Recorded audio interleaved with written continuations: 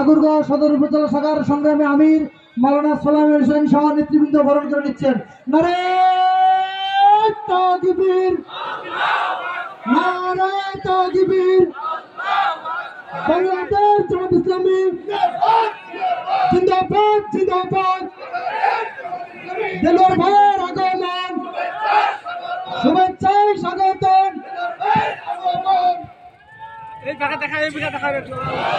লোহারা চাহুক দাসের জীবন, আমরা শহীদি দরজা চাই।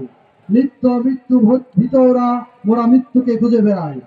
সংগ্রামী সাথী বন্ধুগণ, এ পর্যায়ে আমাদের সামনে বক্তব্য রাখবেন এ যুগের নওজওয়ানের খাপ্পাব হযরত বেলাল রাদিয়াল্লাহু আনহুর যোগ্য উত্তরসূরি, বাংলাদেশ জামাত ইসলামী কেন্দ্রীয় মজলিসের অন্যতম সদস্য, ঢাকা মহানগরী দক্ষিণের সহকারী সেক্রেটারি, দক্ষিণ পূর্ব এশিয়ার ইসলামী সংগঠন বাংলাদেশ ইসলামী ছাত্র শিবিরের সাবেক কেন্দ্রীয় সভাপতি, ঠাকুরগাঁও উন্নয়ন বোর্ডের সংগ্রামী চেয়ারম্যান, প্রাচ্যের কেমব্রিজ খ্যাত রাজশাহী বিশ্ববিদ্যালয়ের মেধাবী মুখ, যিনি ফ্যাসিস্ট আওয়ামী সরকারের নির্যাতনের শিকার টানা 54 দিন রিমান্ডে নির্যাতিত হয়েছে ঠাকুরগাঁওয়ের কৃতি সন্তান জীবন্ত শহীদ জনতা জনাব দেলোয়ার সাঈদ। বক্তব্য রাখছেন জনতা জনাব দেলোয়ার সাঈদ।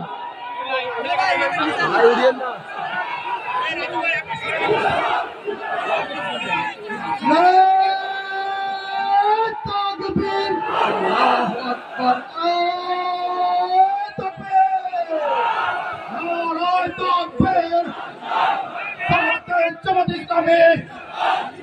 জিন্দাবাদ, জিন্দাবাদ। দেলোয়ার ভাইয়ের আগমন, শুভেচ্ছার স্বাগতম।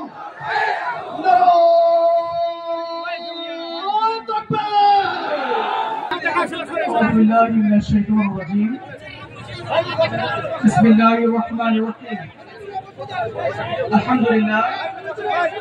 আলহামদুলিল্লাহ রাব্বিল আলামিন। الصلاة والسلام على رسوله الكريم وعلى آله وأصحابه أجمعين।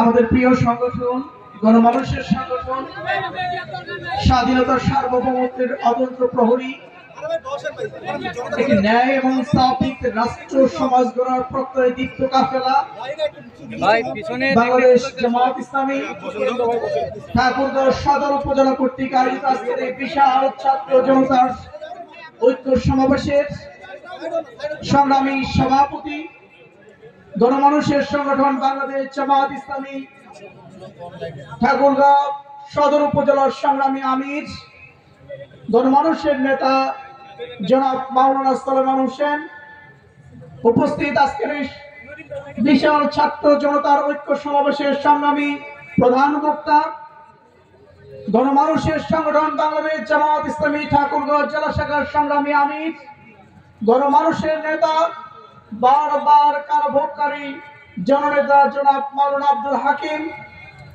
বাংলাদেশ জামাত ইসলামীর বিভিন্ন পর্যায়ের নেতৃবৃন্দ, সাংবাদিক বন্ধুগণ, আজকের এই বিশাল ছাত্র জনতার ঐক্য সমাবেশের সম্মানিত সংগ্রামী উপস্থিতি, আসসালামু আলাইকুম ওয়া রাহমাতুল্লাহি ওয়া বারাকাতুহু। আল্লাহ রাব্বুল আলামিনের দরবারে শুকরিয়া আদায় করছি, যেই মহান মনিবের একান্ত কৃপা, মেহেরবানি এবং পরিকল্পনাতে 15 বছর পরে আমরা আবারও দ্বিতীয় স্বাধীনতা অর্জন করতে সক্ষম হয়েছি।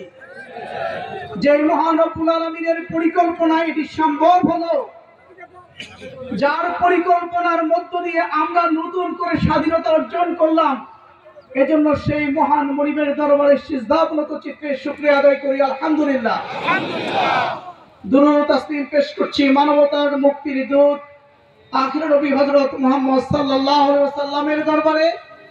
স্মরণ করছি ওই সকল মুজাহিদ ভাই এবং বোনদের, সংগ্রামী ভাই এবং বোনদের, দীর্ঘ 15 বছর ধরে রাজনৈতিক শক্তিগুলো আন্দোলন সংগ্রাম চালিয়ে যেটি অর্জন করতে সক্ষম হয়নি, এদেশের ছাত্র সমাজ, এদেশের জনতা নিজের বুককে গুলির সামনে পেতে দিয়ে, গুলি বুকে ধারণ করে, রক্ত দিয়ে, জীবন দিয়ে বাংলাদেশের মানুষকে আওয়ামী ফ্যাসিবাদ সরকারের কাছ থেকে মুক্ত করেছেন।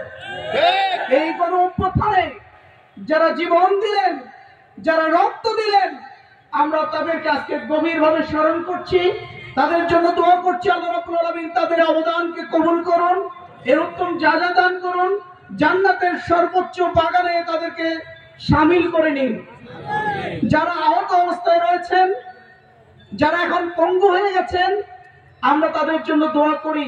আল্লাহ রাব্বুল আলামিন তাদেরকে আশু সুস্থতা দান করুন, আল্লাহ তাদেরকে ধৈর্য ধারণ করার তৌফিক দান করুন।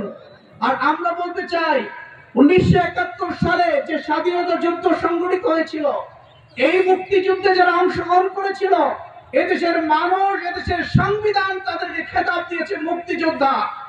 আর 2024 সালে 1 জুলাই থেকে নিয়ে শুরু করে 4 আগস্ট পর্যন্ত নতুন জামানার স্বাধীনতা যুদ্ধের জন্য, এদেশের মানুষকে মুক্ত করার জন্য, নিপীড়ন থেকে, শোষণ থেকে, বৈষম্য থেকে মুক্ত করার জন্য যারা জীবন দিলেন, এদেশের মানুষ ইতিহাসের পাতায় তাদেরকে নতুন স্বাধীনতা যুদ্ধ সংগ্রাম হিসেবে আখ্যায়িত করবে।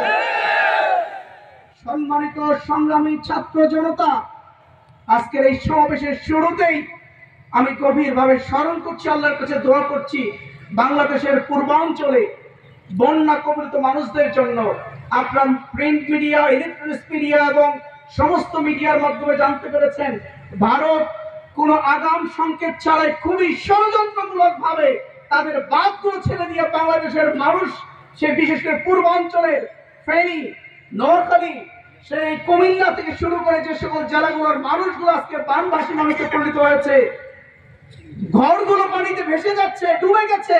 আমরা সে সমস্ত এলাকার মানুষদের জন্য দোয়া করি, আল্লাহ রাব্বুল আলামিন তার কুদরতি মদদ দিয়ে তাদেরকে হেফাজত করুন, তাদেরকে নিরাপত্তা দান করুন। আর আমরা যারা এখনো বানবাসী এলাকার মধ্যে পড়ে, আল্লাহ আমাদেরকে সুরক্ষা দিয়েছেন, আমাদের নিরাপত্তা দিয়েছেন, আমরা দোয়া করার পাশাপাশি চেষ্টা করব আমাদের সাধ্যের মধ্য থেকে এই সকল বন্যাভাসী মানুষদের পাশে দাঁড়ানোর জন্য। কি পারবেন তো নাকি? সংগ্রামী বিক্ষুব্ধ ছাত্র জনতা, আপনারা জানেন যে আমরা দীর্ঘ 15 বছর ধরে একটি স্বৈর শাসন, একটি ফ্যাসিবাদী সরকার, জুলুমবাজ সরকার জগদ্দল পাথরের মতো করে বাংলাদেশের মানুষের বুকের উপরে চেপে বসেছিল। 2008 সালের 29 ডিসেম্বরের নির্বাচনে ষড়যন্ত্রমূলক ভাবে 10 টাকা কেজি চাল, ঘরে ঘরে চাকরি আর ফ্রি সার দেওয়ার মিথ্যা আশ্বাস দিয়ে ডিজিটাল কারচুপির মধ্য দিয়ে তারা ক্ষমতার মসনদে আসীন হয়েছিল। সেই ক্ষমতা আসার পর থেকে এর পরের 14 সালের নির্বাচন সম্পর্কে আপনারা জানেন, ভোটারবিহীন একটি নির্বাচনের মধ্য দিয়ে তারা ক্ষমতার মসনদে এসেছিল। এর পরবর্তীতে 2018 সালের ঘটনা আপনারা জানেন, যে দিনের ভোট রাতে দিয়ে তারা আবার ষড়যন্ত্রমূলকভাবে জোরপূর্বক বল প্রয়োগ করে তারা ক্ষমতার মসনদে আসীন হয়েছিল।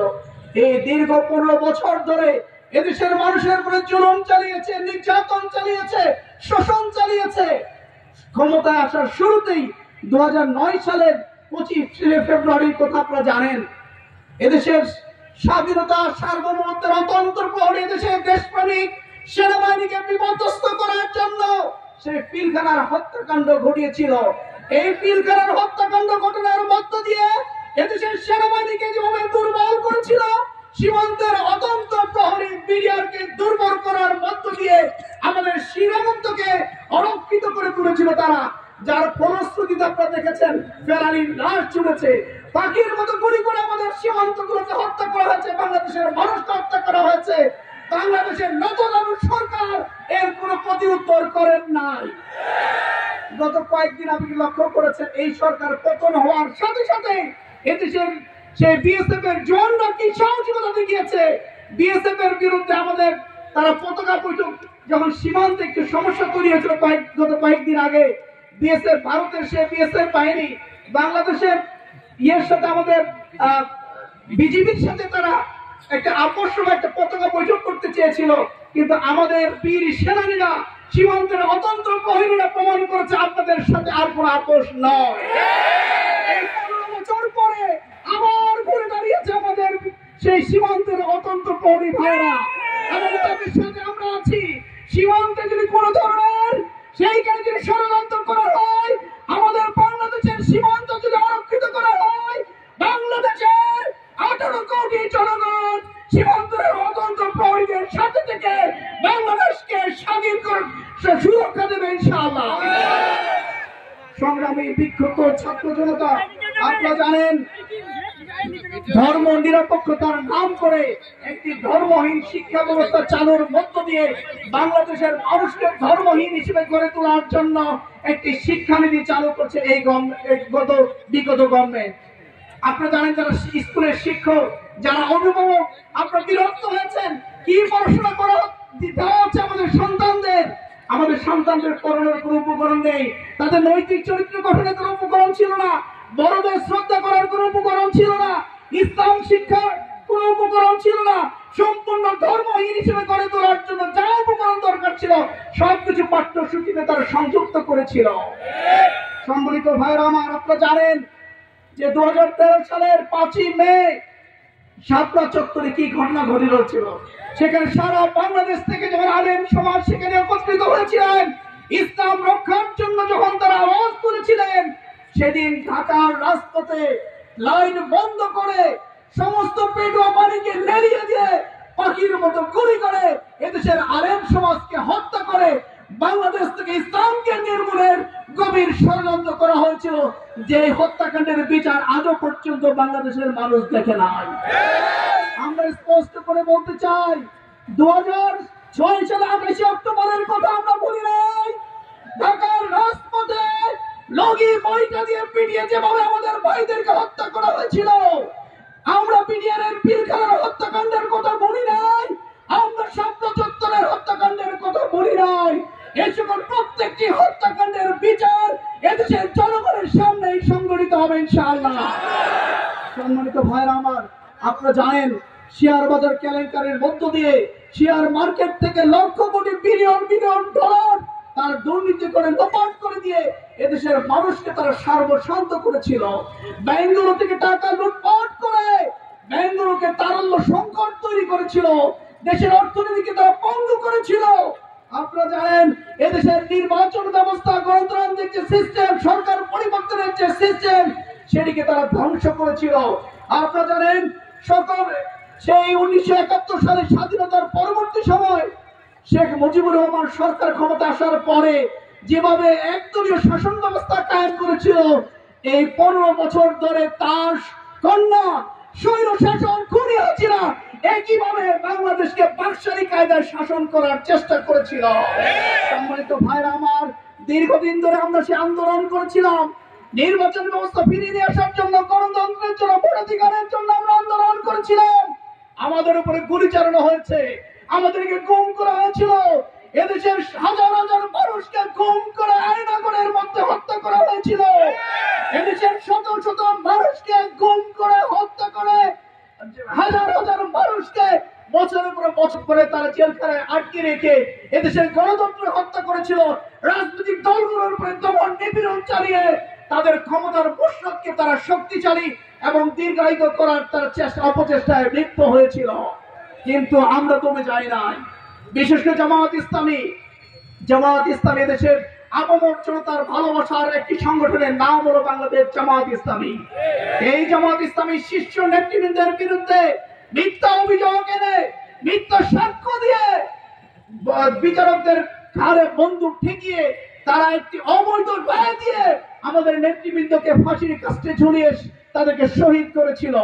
আমরা স্পষ্ট করে বলতে চাই, আমাদের শহীদ নেতৃবৃন্দকে হত্যা করার জন্য, ফাঁসি দেওয়ার জন্য যে অবৈধ ট্রাইব্যুনাল আপনি করেছিলেন, এই ট্রাইব্যুনালে আপনার বিচার হবে, বিচার হবে, প্রত্যেকটি খুনের বিচার হবে এই ট্রাইব্যুনালে। এই ট্রাইব্যুনাল আপনার জন্য অপেক্ষা করছে। আপনি পালিয়ে গিয়ে বাঁচবেন না। আপনি যেভাবে আপনার বাবার খুনিদেরকে পৃথিবীর বিভিন্ন প্রান্ত থেকে খুঁজে নিয়েছে, আপনি বাংলাদেশে তাদের ফাঁসি দিয়েছিলেন, আপনাকেও আমরা পৃথিবীর যে প্রান্তে থাকেন না কেন সেখান থেকে আপনাকে ধরে নিয়ে এসে এই ট্রাইব্যুনালে আপনার বিচার করে এদেশের মাটিতে আপনার ফাঁসি রচনা করা হবে। সম্মানিত ভাইরা আমার, আপনারা জানেন যে 1 জুলাই এদেশের ছাত্র সমাজ একটি যৌক্তিক দাবি নিয়ে একটি আন্দোলন শুরু করেছিল, বৈষম্য বিরোধী আন্দোলন, কোটা বিরোধী আন্দোলন। সেই যৌক্তিক আন্দোলনকে তারা দমাতে ব্যর্থ হয়েছে। তাদের যৌক্তিক দাবি না শুনে উল্টো তাদের উপরে গুলি চালিয়ে তাদের আন্দোলনকে তারা বন্ধ করতে চেয়েছিল। কিন্তু শেখ হাসিনা জানতো না যে ছাত্র সমাজকে গুলি করে, তাদেরকে শহীদ করে, তাদের রক্ত ঝরিয়ে কোনো আন্দোলন বন্ধ করা যায় না। স্বৈরতান্ত্রিক ভাবে তারা এই আন্দোলনকে দমিয়ে তারা ক্ষমতার মস্তককে আরো দীর্ঘায়িত করতে চেয়েছিল। কিন্তু আমরা আগেও বলেছিলাম, এখনো বলছি, পৃথিবীর ইতিহাসে কোন স্বৈর শাসকের স্থান হয় না। এই পৃথিবীর ইতিহাসে কোন স্বৈর শাসক বেশি দিন ক্ষমতার মস্তকে বসে থাকতে পারে নাই। আপনারা জানেন ফেরাউনের সেই ইতিহাসের কথা, পানি দিয়ে আল্লাহ রাব্বুল আলামিন তাকে ধ্বংস করেছিলেন। নমরুদের ইতিহাসের কথা আপনারা জানেন, ক্ষুদ্র মশার বাহিনী দিয়ে তাকে ধ্বংস করেছিলেন। হোসনি মুবারকের ইতিহাস কথা জানেন, ছাত্র জনতার গণ আন্দোলনের পতন নির্মম পরিণতির মধ্য দিয়ে হোসনি মুবারককে পতন করেছিল। আপনারা জানেন কর্নেল গাদ্দাফির সেই ইতিহাস, ছাত্র জনতার আন্দোলনে কোন পরিণতির মধ্য দিয়ে ক্ষমতার মস্তক থেকে বিতাড়িত হয়েছিলেন। আপনারা 1971 সালের 16 ডিসেম্বরের বিজয়ের পরে শেখ মুজিবুর রহমান সরকারের নেতৃত্বে যে সরকার গঠন হয়েছিল, সেই সরকারের ইতিহাস আপনাদেরকে আর বলবো না। কয়েক বছরের যে বিপুল জনপ্রিয়তা নিয়ে ক্ষমতার মস্তকে আসীন হয়েছিলেন জনাব শেখ মুজিবুর রহমান সাহেব, কয়েক বছরের মধ্যে তার দুঃশাসনের কারণে, তার বাদশাহী শাসনের কারণে পৃথিবীর ইতিহাস থেকে মুছে গেছে। আমরা ইতিহাস থেকে জেনেছি 1975 সালে 15 আগস্ট শেখ মুজিবুর রহমান সাহেব সহ তার সপরিবারে হত্যাকাণ্ডের পরে নাকি সারা বাংলাদেশে মিষ্টির দোকানগুলোতে কোনো মিষ্টি খুঁজে পাওয়া যায় না। হাসি আনন্দের মিছিল বাংলাদেশের প্রত্যেকটি প্রান্তরে বের হয়ে গিয়েছিল। আজকে 50 বছর পরে এসে সেই ইতিহাস আমাদেরকে স্মরণ করে দিয়ে সেই ইতিহাস দেখার সুযোগ করে দিলেন। শেখ হাসিনা লেজ ফুটিয়ে গভীর অন্ধকারে যখন হেলিকপ্টারে করে বাংলাদেশ থেকে পালিয়ে গেলেন, সেই সময়টাতে আপনারা খেয়াল করতে, আমরা ঢাকার কোন দোকানে মিষ্টি খুঁজে পাইনি। মুহূর্তের মধ্যে মিষ্টি লোপাট হয়ে গেল, মিষ্টির বন্যা বয়ে গেল, সবাই মিষ্টি খেয়ে খেয়ে আনন্দ উল্লাসে ফেটে পড়লো, দোকানগুলোতে আর মিষ্টি খুঁজে পাওয়া যায় নাই। এইভাবেই স্বৈর শাসকের পতন হয়, এইভাবেই স্বৈর শাসনের পতন হয়। সুতরাং আজকে ছাত্র জনতার গণ আন্দোলনের মধ্য দিয়ে যে স্বৈর শাসনের পতন হলো, আমরা আপনাদেরকে বলবো, এদেশটা আমাদের, এদেশকে গড়ে তোলার দায়িত্ব আমাদের। ছাত্র জনতা বুকে গুলি ধারণ করে তারা শহীদ হয়ে রক্ত জড়িয়ে এদেশটা আমাদের হাতে তুলে দিয়েছেন, এদেশটাকে বৈষম্যহীন দেশে পরিণত করার জন্য, শোষণ মুক্ত হিসেবে দেশকে গড়ে তোলার জন্য এই দেশটা আমাদের হাতে তুলে দিয়েছেন। আমাদের বাংলাদেশের সকল মানুষকে কাঁধে কাঁধ মিলিয়ে হিংসা বিদ্বেষ ভুলে গিয়ে এই প্রিয় মাতৃভূমি বাংলাদেশকে গড়ে তোলার দায়িত্ব আমাদেরকে গ্রহণ করতে হবে। সম্মানিত ভাইরা আমার, আমরা বলতে চাই যে এই অভ্যুত্থানের পরবর্তী সময়ে আমাদের কাছে কিছু ব্যাড ইনফরমেশন এসেছে, কিছু খারাপ নিউজ সারা বাংলাদেশে ছড়িয়ে পড়েছে। আমরা দেখেছি 5ই আগস্টের রাত থেকেই লুটপাট শুরু হয়ে গিয়েছিল, আবার চাঁদাবাজি শুরু হয়ে গিয়েছিল, আবার জোর দখল শুরু হয়ে গিয়েছিল। আমরা স্পষ্ট করে বলতে চাই, এই দখলদার চাঁদাবাজদের বিরুদ্ধে আন্দোলনে আমরা জয়ী হয়েছি। আমরা চাঁদাবাজের বিরুদ্ধে আন্দোলনে জয় হয়েছি, শোষণের বিরুদ্ধে জয় হয়েছি, নিপীড়নের বিরুদ্ধে জয় হয়েছি। বাংলাদেশের মানুষ আর চাঁদাবাজদের দেখতে চায় না, বাংলাদেশের মানুষ আর শোষকদেরকে দেখতে চায় না, দখলদারকে আর দেখতে চায় না। সুতরাং যারা চাঁদাবাজি করবে, যারা জোর দখল করবে, আমরা স্পষ্ট করে বলতে চাই, আপনাদের কোন দলীয় পরিচয় নেই, আপনার কোন দলের নয়, আপনাদের কোন রাজনৈতিক আশ্রয় নেই। কাঁধে কাঁধ মিলিয়ে তাদের বিরুদ্ধে দুর্বার করে আন্দোলন করে তুলতে হবে।